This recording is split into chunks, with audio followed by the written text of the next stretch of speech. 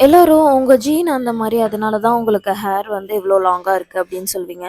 நான் காலேஜ் படிக்கும்போதும் சரி, ஸ்கூல் படிக்கும்போதும் சரி, எனக்கு வந்து அவ்வளோக்கா வந்து ஹேர் இருக்காது. ஹேர் லாஸும் வந்து அதிகமா இருக்கும். எனக்கு தெரிஞ்சு நான் வந்து என்னோட மேரேஜ்க்காக அப்படின்னு சொல்லி ஹேர வளர்க்கணும் அப்படின்னு சொல்லி ட்ரை பண்ணப்போ தான் வந்து எனக்கு ஹேர் குரோத் இருந்தது. அப்போ வந்து சம் ப்ராடக்ட்ஸ் எல்லாம் நான் யூஸ் பண்ணியிருப்பேன். தென் வந்து ஹேர் ஆயில் வந்து வீட்ல மேக் பண்ணி தான் ட்ரை பண்ணிட்டுருந்தேன். இப்போ ரீசென்ட்டா தான் வந்து கொஞ்சம் எல்லாமே சேஞ்ச் பண்ணியிருக்கேன். ரீசன் வந்து ஹேர் வந்து ப்ரஷ்ஷு மாரி ஆயிட்டுருக்கு.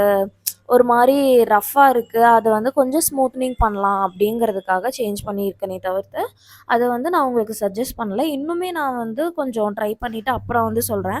ஹேர் ஆயில், சீரம் வேணா நான் வந்து உங்களுக்கு இந்த வீடியோல ஆட் பண்றேன். நெறைய பேர் வந்து டெலிவரிக்கு அப்புறம் ஹேர் லாஸ் ஆகுதுக்கா என்ன பண்றீங்க? அப்படின்னு சொல்லி கேட்குறீங்க. ஃபர்ஸ்ட்டு ஃபுட்ட மெயின்டெயின் பண்ணுங்க. ஃபுட்ட மெயின்டெயின் பண்ணிட்டு ஹேருக்கு ஏதாவது ட்ரை பண்ணீங்க அப்படின்னா, அது மெயின்டெயின் ஆகுமே தவிர்த்து, அது வந்து நல்லா வளரும் அப்படின்னு சொல்ல முடியாது.